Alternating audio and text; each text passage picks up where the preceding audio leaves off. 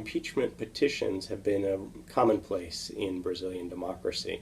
So there have been more than 130 petitions for impeachment over the course of the past generation. And these can be taken up. They usually are taken up when the coalition that supports the president breaks down, and that happened under Collor, and it happened again now under Dilma Rousseff.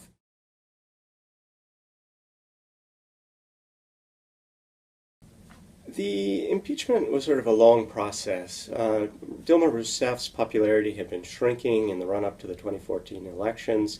There had been street demonstrations. There was a corruption scandal that implicated her government.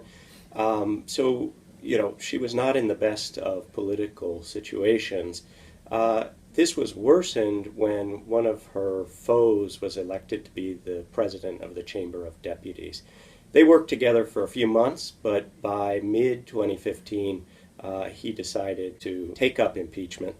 And he did so largely because he thought that she was failing to quash a corruption investigation into him. So he put impeachment on the docket in Congress, and the rest is history.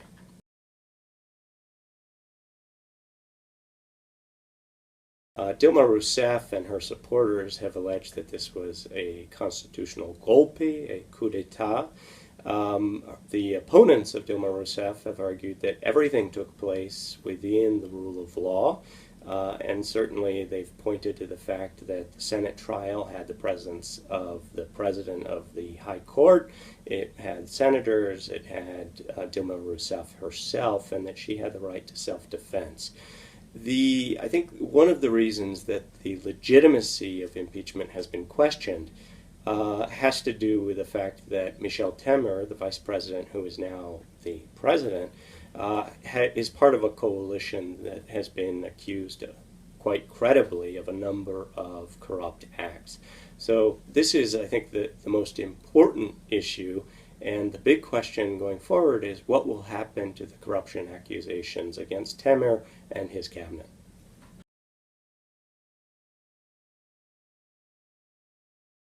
Well, I think there are three big questions going forward. The first is what happens politically. Dilma Rousseff's party, the Workers' Party, has been extraordinarily weakened by this. And there are municipal elections in October, and then there's a presidential election in 2018 that's likely to be the most open and uncertain of democratic history over the past 35 years. The second big question is what happens to the car wash investigation, the major anti-corruption investigation that's been going on for the past 3 years.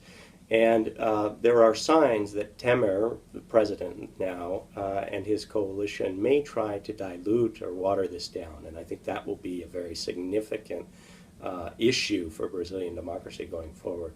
Finally, Brazil is in an economic crisis, and the big question is what can Temer do to bring them out of that? He's working towards that, but it's a hard slog.